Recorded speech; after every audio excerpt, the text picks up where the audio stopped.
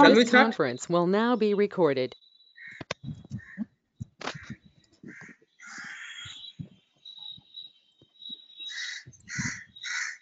Yeah. Shall we start?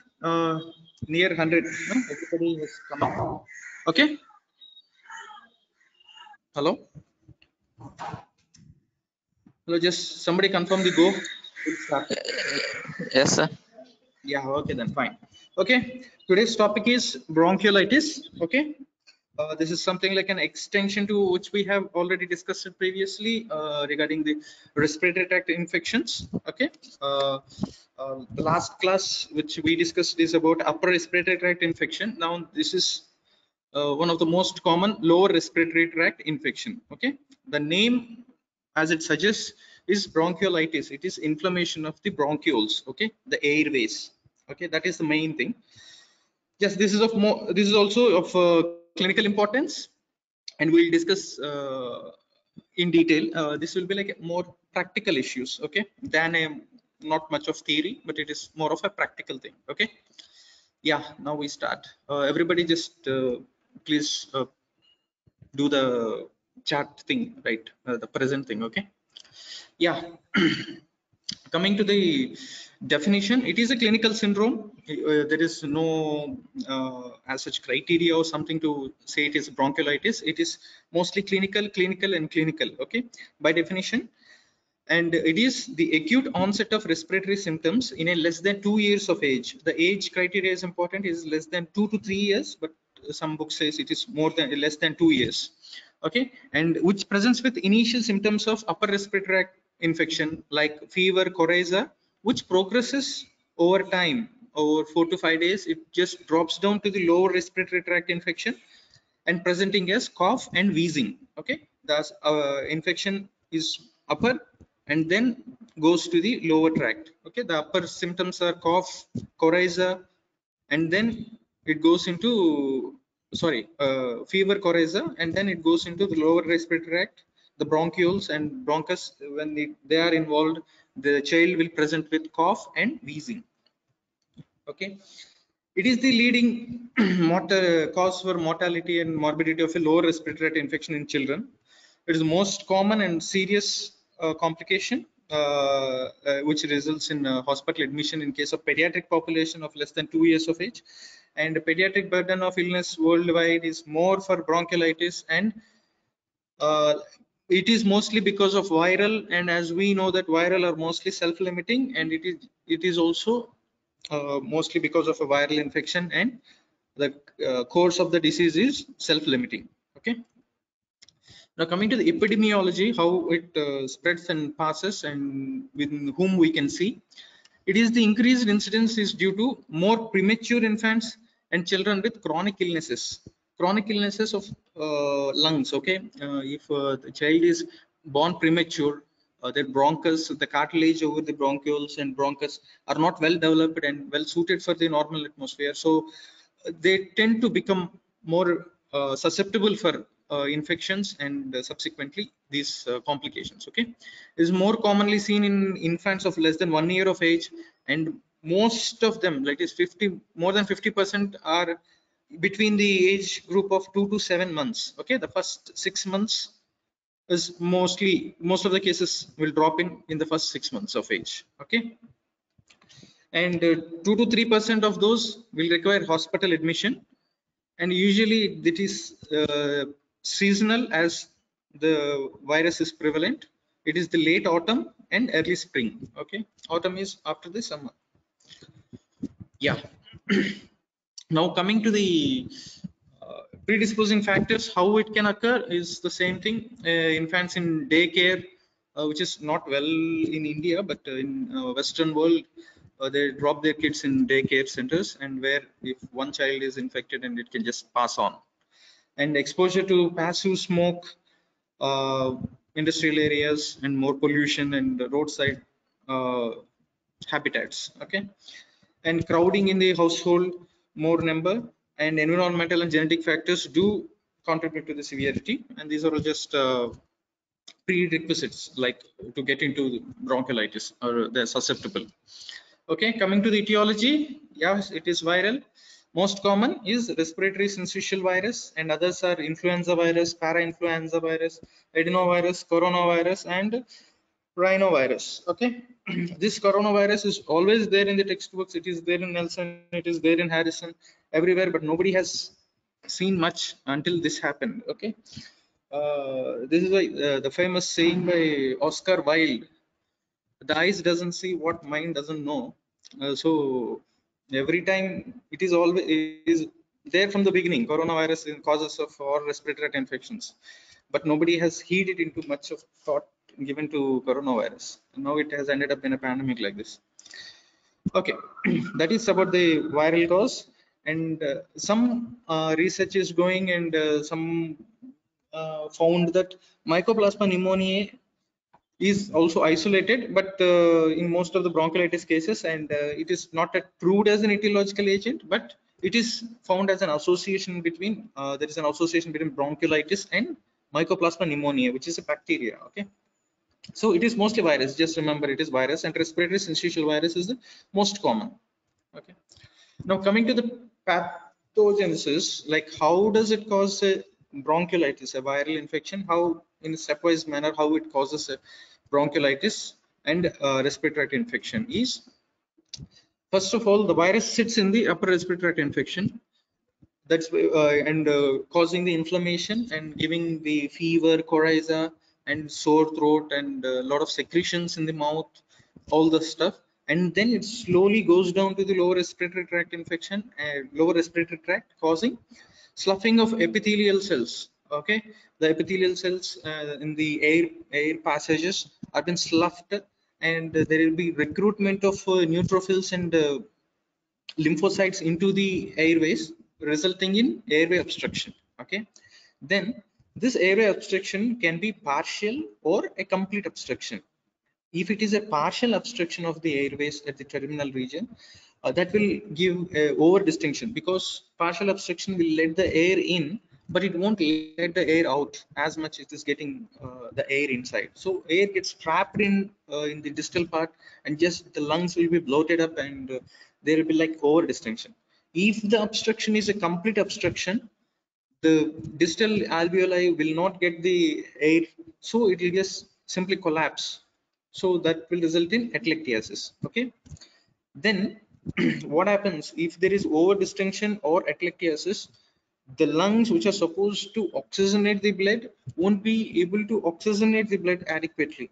The ventilation and perfusion balance will be lost, because the alveoli may be over distended and the blood is not getting properly oxygenated, or the alveoli is shrinked up and atelectatic and it is not oxygenating the blood.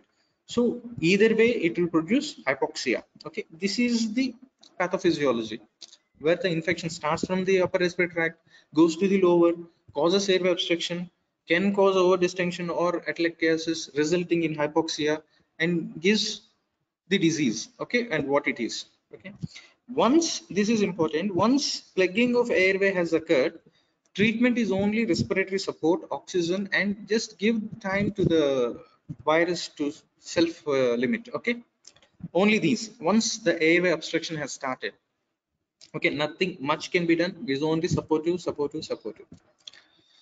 Okay, I thought of keeping the histological respiratory slides, but I thought that is useless. This is more explanatory actually. If you can see the pointer, this is what we are talking about. The left side was the normal bronchioles, where the bronchiole is well patent and clear. These A's are arterioles and arterioles, these small arteries, and this is the pulmonary artery. The same thing here. This is the pulmonary artery, big one. This is L is lymph node. Okay, this is the hilar lymph nodes, and lymph nodes around the segments of the lung airway, and these A's are the pulmonary arteries. Okay, and see, this is D is the debris. This is what we are talking about, the pathogenesis. This is RSV, infected bronchiole, respiratory syncytial virus.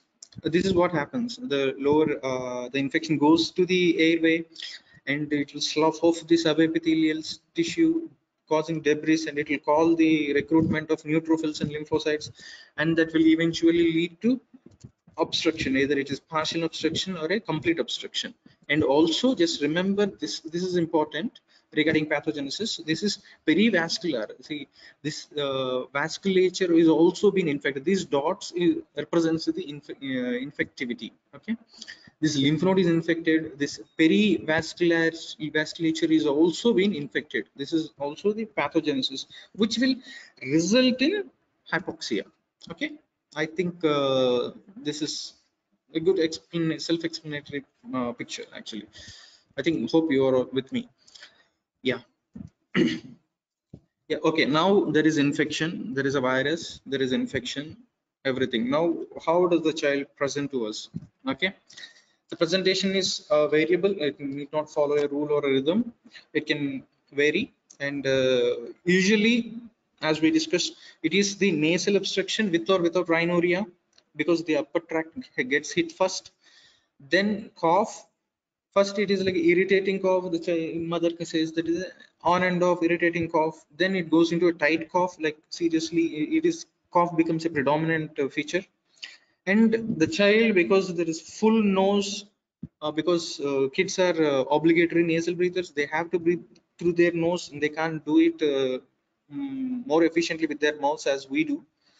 They have to breathe through nose, so any secretions obstruction uh, that is causing the nasal or nose blockage will result in irritability, poor feeding.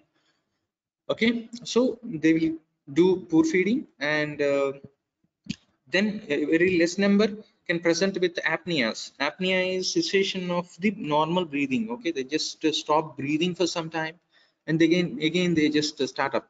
They stop breathing and again they start up because the nose is blocked, the inflamed edematous. Okay, this can happen in infants. Okay, and this is important. Fever is important. See, if there is a predominant fever, fever is not usually much seen in bronchiolitis, but if there is a predominant fever with a higher than 39 degrees centigrade, we should that should ring a bell about adenovirus or influenza virus, because RSV is not well known to cause high fevers. Okay, we had a child with adenovirus bronchiolitis. Child had fever for 14 days, 104, 105. Okay, unfortunately, we lost the child because he's refractory to all the things. Okay, yeah, yeah. Other features. Now the upper tract symptoms are over. Now coming to the lower tract, respiratory distress, which can be mild, moderate, and severe. We'll come to this grading and management. Just remember, there can be respiratory distress because the airways are being affected, and there is hypoxia. So the child wants to get more oxygen. Okay, the clinical features of the lower, mostly lower, is nasal flaring because there is no oxygen and there is cramped up airways. There is more exertion, labored breathing to get more oxygen from the atmosphere. So there will be nasal flare, there will be tachypnea, more repeated respiratory rate. There is expanded chest because of over distension of the lungs, and there is audible wheeze because of the narrowing airways. Okay, all these can be seen in the child. Okay, remember this less than 1 year child, mostly less than 6 months. Okay, auscultation, you may find Ronchi and Rails, because previous terminology is V's and now they are calling it as Rails and Ronchi. And poor air entry because the airways are been compromised, and there is prolonged expiratory phase. As we discussed, air can go inside a partial obstruction but cannot get out of a partial obstruction, so it gets trapped up in the prolonged expiratory phase, resulting in prolonged expiratory phase that you can observe in auscultation. Other features are conjunctivitis, rhinitis, and otitis media. As we discussed, virus in the respiratory tract can pass in all the respiratory epithelium of the body. Like mostly the otitis media, we know that otitis media has through Escherichian tube, and conjunctivitis and rhinitis. Okay, rhinosinusitis, rhinitis. This is what we discussed. Okay, and mild to moderate hypoxia, you can observe it by pulse oximeter or blood gas analysis. Okay, now coming to the clinical classification. So bronchiolitis is everything clinical. There is not much laboratory thing we can get a clue from it. Okay, it is not clinical. It is mild, moderate, and severe, which is based on the ability to feed, whether the child is feeding well or having a poor feed, or respiratory efforts, how the child is breathing, is the child comfortably breathing or having a labored breathing. And so that specifies the nature of the amount of involvement of the parenchyma and also the bronchioles. Then oxygen saturation, as with the pulse oximeter or blood gas analysis, we can see. Okay, now we have assessed the child clinically and we are thinking it to be a bronchiolitis. Now what are we going to do? Investigation and supportive management. Now coming to the investigations, complete blood count. See, if the child is having a high fever and all, we have to rule out between a viral infection or bacterial infection, because pneumonia is most common thing which do present like this mostly, but we'll discuss about the differences between these two. So first things first, it is complete blood count, and then a chest X-ray. You see, regarding chest X-ray, there are multiple studies show that there is no much need of chest X-ray. Don't unnecessarily subject the child or infant to X-rays. Just chest X-ray only when, if you think an alternative diagnosis of pneumonia or something, you can just get a chest X-ray. Otherwise, you straight away diagnose it to be bronchiolitis clinically. Okay. Nasopharyngeal aspirates have to be should be taken for RSV and viral culture, which is expensive and it is not done in our setups, but yes, we have to do it.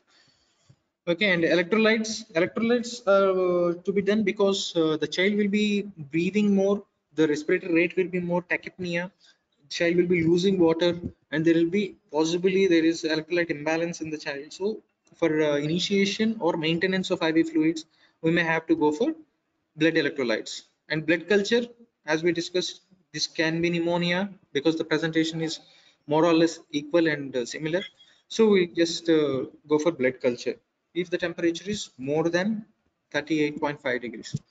And blood gases, yes, for management and assessment of hypoxia or extent of hypoxia. And remember, usually no labs test needed in mild bronchiolitis. It is clinical, clinical, and clinical. Yeah, coming to the chest X-ray, because it gives more information. Just we are dealing it, and it is a bedside and easy clean shot. Okay, immediately we can get the results, and it is non-invasive. That is most important, because the bronchiolitis child is crying, cranky, irritable, hard to manage by the mother herself. So we may have to ease the child. Don't invade mostly. So get an X-ray done. See, chest X-ray shows these are the findings. Hyperinflation. We know why hyperinflation. The bronchioles have been affected partially, so air is getting trapped in. So there is hyperinflation. How to see the hyperinflation? See, the both sides, the lungs are well aerated, and the diaphragm are at the same level, more or less at the same level, because the right side diaphragm is supposed to be a bit more higher than the left side because of the positioning of the liver. And now we are not seeing it. The diaphragms are well at the same level. Okay, and this lung is more aerated. This is widely aerated.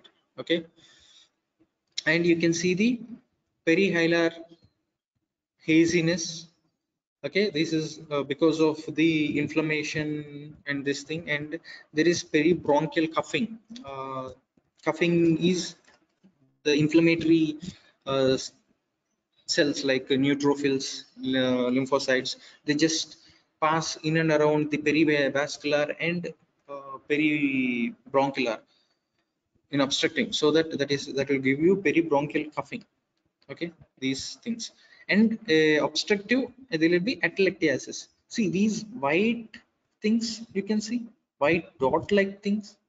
These are these specify the atelectasis. Okay, these specify the atelectasis here and there, small. Okay, just remember both sides are affected and this is widely involved. Okay, this is the X-ray finding and most informative, actually most informative investigation. Hope you understood, because this is of clinical. I don't think you will be asked much into this in as UG level, but this is mostly clinically you can get it out. So coming to the diagnosis, yes, it is clinical diagnosis, and infant with short prodrome of upper respiratory tract can have findings like audible wheeze, wheezing with crackles, respiratory distress with the chest recession. Okay, these are the findings by which we come to a conclusion that maybe we are dealing with a case of bronchiolitis. Okay, the same thing which we discussed: upper respiratory tract infection, then going to the lower with wheeze, crackles, and distress. Now coming to the differentials, whether it is bronchiolitis or it can it be something else. Okay, what those something else can cause is some congenital anomalies. If there is a vascular ring obstructing the airways, it need not be infection or inflammation that is obstructing the airway. Maybe it is a vascular ring that is blocking the airway, that is causing this wheeze and expanded picture. And congenital heart diseases, they can also cause because of differential vascularity. And gastroesophageal reflux and aspirations, because the child can throw up gastric secretions and they can aspirate from the larynx and causing the same obstructed airway. And foreign body, yeah, everything is similar, right? Foreign body, aspiration pneumonia, GA reflex. Okay, and then remember, congenital anomalies can also result in uh, complicated cases. Okay, now you diagnosed, you investigated, you dealt with the differentials, now everything is okay. Now we are dealing with maybe this is a bronchiolitis, and now we have to manage the child. Okay, now management is supportive. It is the mainstay of therapy. And moderately ill child requires only supplementary oxygen. You just give oxygen for the hypoxia the child is having, and give some time, the child recovers by itself and the child will be fine. In case of mild and moderate conditions, mild may even they need not require oxygen. Okay, and IV fluids in young infants are, because as we discussed, tachypnea, they'll be using a lot of water vapor through the respiration to expiration, and there is partial nasal block and difficulty feeding. So they result in decreased fluid balance in the body. So we may have to supplement with some hydration in the way of IV fluids. Okay, these are the mainstay of management. Okay, remember, oxygen and hydration, only one and two are oxygen and hydration. Okay, the role of, there's so many drugs we give for bronchiolitis even here or anywhere else, because they are not statistically proved or being specified by guidelines, but in some population they do give some relief. Okay, that we'll be discussing but the mainstay is oxygen and hydration. These are beyond all doubts, they are beneficial and they are the management mainstay of management. The others are not so much. Okay, like bronchodilators, as we discussed, it is the narrowing of the airways, so you give some bronchodilators and see if the child is improving. Okay, well and good. If the child improves, that's good, but if the child is not improving, it is okay. Okay, it's worth a shot. Okay, but clinically, but statistically and guidelines, they don't say that you have to go for a bronchodilator, but some can respond and you can get relief through a bronchodilator. Okay, yeah. As coming to the mainstay, the oxygen, it is a humidified oxygen which is to be given ideally, because humidified oxygen can pass through the airways so with ease, and the flow will be very without any much resistance. So humidified oxygen. Okay, the supplemental oxygen, if the saturation, the pulse oximeter is showing less than 95 or 92, mostly 94, then you can start oxygen. And if there is respiratory rate is more than 60 per minute, we can start. Or there is a feeding difficulty, because feeding difficulty, as we discussed, everything airway is compromised, so the child is will be finding it difficult to suck on the breast, because with blocked nose the child has to breathe, and also mouth will be filled with the feeding, and the child cannot breathe through the mouth, and it has to compromise with the compromised airways. Okay, upper and lower. So there will be feeding difficulties. When there is feeding difficulty, then we may have to think of giving a supplementary oxygen. Okay, the goal should be maintenance of saturation of 95 and above, and this can be given, oxygen can be given through nasal prongs, face mask, hood, or head box. Okay, face mask will cause child may feel it to be invasive and more claustrophobic. Then, so better go for nasal prongs. Okay, nasal prongs does the same, almost the same job. Okay, and if there is hypoxemia through, I mean, like if it is less than 90, blood gases are showing acidosis and hypoxemia, and there is distress, then we may have to give high flow nasal cannula, that is with high flow, like more than 10 liters we may have to give. If even that is not working and the distress is continuing, we may have to think about ventilatory support. You just intubate and ventilate the child. Okay, this is the oxygen. Okay, oxygen is also a medicine. Yeah, and the next management is fluid therapy. Indication is, as we discussed, it is nasal flaring tachypnea, that is more than 60, uh, marked retractions and tiring during feeds. The child is not feeding, so we may have to give it from external source. Okay, and then what are we going to give? We are going to give half DNS. Okay, less than 10 kgs it is half DNS, more than 10 kgs it is DNS. Okay, in pediatrics, as these children are mostly infants, less than 1 year of age, we may go for half DNS or 1/4 DNS. Okay, then fluid volume should be increased 20%. If there is fever, because if there is fever there will be more loss of water into the atmosphere, so we may have to add up on fluids, give 20% extra. Okay, and when you're giving fluids, you're giving sodium, you're giving chloride, and you're giving more water, so we may disbalance the electrolytes, so just keep monitoring the electrolytes. Okay, now coming to the other modes of management, which are not statistically proved beneficial, but in case-to-case basis, yes, they can give some relief. Okay, the first is the bronchodilator, so that is beta agonist therapy and a clinical outcome. In a randomized controlled trials, there is no clear utility of bronchodilators in bronchiolitis, but during management, if nothing is working, just you can use bronchodilators, give salbutamol nebulization and see if the child is improving, if the aeration is improving, if the hypoxia is coming down, then we can try it. Okay, and then next thing is nebulization with epinephrine, the adrenaline. Okay, uh, improvement in respiratory symptoms are inconsistent and potentially very short-lived. Okay, it will give transient relief, but within 15 to 20 minutes again the child will get back to the same hypoxia, same irritability, same retractions, same increased respiratory rate. Okay, may use nebulizer and epinephrine as a potential rescue medication who are to be admitted. Okay, during when you are seeing the child in the OP, and if the child is having retractions and all, just give a shot of adrenaline and see, because that may give some relief.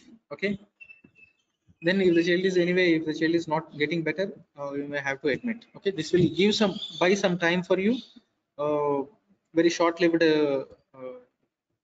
relief. Okay, it will buy some time so that you can plan on the admission and other things. Okay, regarding systemic corticosteroids in bronchiolitis, as we discussed in croup and laryngeal edema stuff, we mentioned about oral corticosteroids, the same thing. Yes, because the pathogenesis we discussed is mostly inflammatory, so we are giving an anti-inflammatory. Corticosteroids are anti-inflammatory, so there may be a role in moderate with moderate potency, and this can cause decreased hospitalization rate and can improve symptoms at 4 hours in ER. Okay, the emergency department, or in patients with moderate to severe bronchiolitis. Okay, you can give corticosteroids and see, but even corticosteroids are also not recommended in the guidelines. Okay, because when they frame a guideline, they'll frame very stringent, like if it is 100% true, only then they'll recommend it. Okay, so these things are not there, but we'll be using them. That is why we are discussing. Okay, now coming to ribavirin. Okay, ribavirin is considered in a severely immune compromised confirmed RSV case. Okay, in respiratory syncytial virus, we can consider ribavirin in immunocompromised. You can't give it to everybody because it is costly and availability is also not so much. So very if it's severely immunocompromised child, then we may think of giving ribavirin. Okay, because we don't want it to get into complications. Yeah, this flowchart, if you can see, this is everything, uh, the management. Okay, see, mild, moderate, and severe, as we discussed, it is the respiratory efforts and feed intolerance and respiratory rate. Okay, these are the things which will specify as where to put the child in, whether it is mild, moderate, or severe. Okay, mild case, the saturation is more than 92, well, fine, and respiratory rate is less than 60. Okay, it is less than 60, and he is taking orally well. Okay, but having rhinorrhea and mild retractions. Okay, this is a mild case. Then what we are going to do is do suction to clear the airway of secretions, clear the nose mouth of secretions, and you tell the parents that this may go sick, because we know that the infection is only in the upper respiratory tract. This may go into the lower in some time. So just watch for any retractions and abnormal breathing and decreased feeding. Okay, that is when you have to come back to the hospital. Just you educate the parent. Okay, then you just discharge the child. That is a mild case. Okay, now what about the moderate? See, moderate is saturation is less than 92. Okay, now it is getting serious. Okay, less than 92, there is hypoxia, and oxygen requirement is less than 40% of FiO2. The child is requiring oxygen because less than 92 sats, so we may have to give supplementary oxygen. The respiratory rate is more, it is 60 to 80, and there is a respiratory distress. There is a retractions, effort of breathing, nasal flare, and there is moderate dehydration because the child is not feeding well and the child is losing a lot of water through respiration. Okay, now what are we going to do? Give oxygen because the child is in oxygenation, hypoxia. Give oxygen. Suction the airways, nose and mouth. Hydration because the child is dehydrated, not feeding. Start IV. Okay, now here comes give salbutamol. This albuterol is salbutamol nebulization every 20 minutes. If there is responding, you can do 2 times, 3 times, and you can continue. Okay, if the child is responding. If there is no response to a bronchodilator, then you can think of an adrenaline. Okay, this just you just hit and see. Okay, if it is work, it work. If it works, it works. Okay, then if nothing works, you just think of admitting the child in a ward. Okay, hypoxia with which is requiring oxygen less than 40% FiO2, you can manage in the ward, where the respiratory rate is 60 to 80 and inability to tolerate feeds. You keep it in the ward, give high IV fluids and oxygen, and just wait. Nebulization on and off if the child is responding. Okay, now if the child is severe. Okay, this is a severe case. Severe case is oxygen. Oxygenation is okay. Oxygenation requirement is more than 40%. Okay, and respiratory rate is more than 80, or the child may be having apneas. Okay, less than 20 is also bad sign. Okay, there is profound respiratory failure with decreased respiration or distress with tachypnea. Then there is change of mental status. The child is going to altered mental status, like child is drowsy, not active, not interacting with the parents.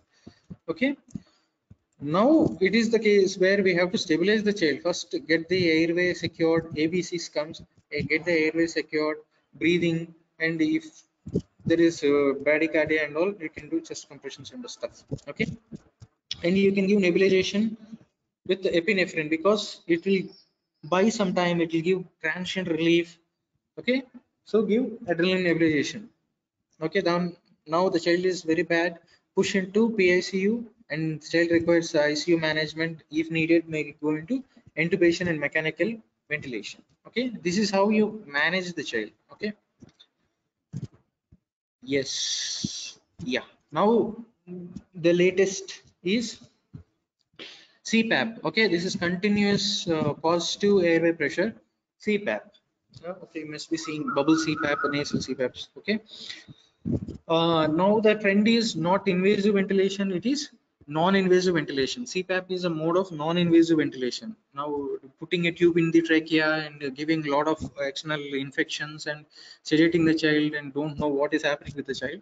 Now the latest airway support is non-invasive, that is mostly CPAP. CPAP is overtaking most of the intubated cases. Even in coronavirus, they're saying that don't intubate, better manage with high flow oxygen or any CPAPs. Okay, so they may benefit infants with bronchiolitis by stunting and opening the smaller airways during all phases of respiration. Okay, they just open up the airways so that there will be better oxygenation and it can prevent the hypoxia, and that will prevent the air trapping because it will push the, if you're giving positive pressure, that will open up the narrowed or compressed airways.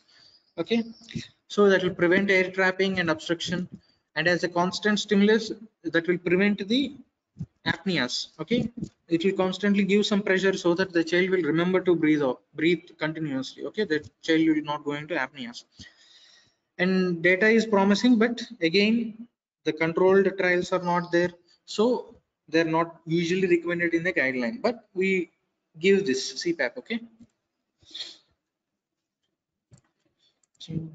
okay, now you managed whatever mild case, moderate or severe. Now when are you going to discharge the child? Okay, when the child is having minimal respiratory distress, and when the saturation is more than 90%, don't think of 100, 90% more in the room air, when the child is comfortable, not receiving oxygen for more than 12, 10 to 12 hours, and when there is no with recessions or indrawings, and the child is self-feeding comfortably, then think of discharging the child. Okay, the things are clear. Distress has come down, just retractions are come down, there is no more need of oxygen for more than 10 hours, and the child is feeding well by own. So then we have to think of discharging the child from the hospital. Now coming to the complications, what happens if you don't treat? What can go wrong? Okay, respiratory complications are most frequent. Okay, they may go into BPDs and prolonged lung, uh, they can they're susceptible for more lung infections and pneumonias, and they can really go bad. Okay, the infection complications, the second most cause, they can have secondary bacterial infections and pneumonia, and they can succumb to the sepsis. And cardiovascular and electrolyte imbalances, as we discussed, electrolyte imbalance because of dehydration, and cardiovascular because there is prolonged hypoxia, there will be excess vascularity and compromised, the heart has to work more to overcome the hypoxia, so there may be cardiovascular complications, increased pulmonary resistance, all the stuff. Okay, and complications are more in premature infants who are having congenital heart disease or any congenital anomalies, as we discussed about vascular rings and any as such hypoplastic lungs. These conditions, this can complications can go bad. Okay, and infants are 33 to 35 weaker. Okay, they are late preterms, has highest complication rates and longer hospital stay, and the but they have lesser costs than the very premature. Okay, these are late premature, but they will have less costs. This is just statistical data, that's all. Preterms have complication, that's all. Okay, and coming to the serious complications, what can go bad? The child can go into respiratory failure. Okay, and apneas, pneumothorax, because there is a lot of air trapped inside, that once it get burst, it will get leaked outside and it will cause pneumothorax. That can happen. Usually that happens in prematures and congenital abnormalities. And there is, as we discussed, about serious bacterial infection that can occur because the child is already compromised with viral infection. Bacteria can easily infect and they can go into sepsis and septic shock. And now coming to the prognosis. whenever you see the case, how are you going to deal with the parents? How do you going to tell the parents about the prognosis, or how are you going to substantiate yourself regarding the prognosis of the case? Is it is generally a self-limiting condition, good, because it is mostly viral, it will come down on its own. Just you give support treatment and just wait and see. Give time to the child to recover. And 2 to 3% requires hospitalization, not much in number. And the need for supplemental oxygen based on saturations on admission.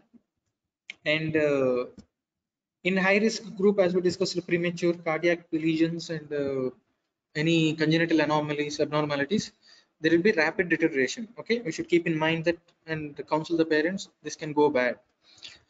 Death is not a common event because most of them come out. Even in high risk cases, death is not a very common outcome. Okay, only rare cases it goes bad. Okay, and now we managed, complications are being dealt with, and prognosis, everything done.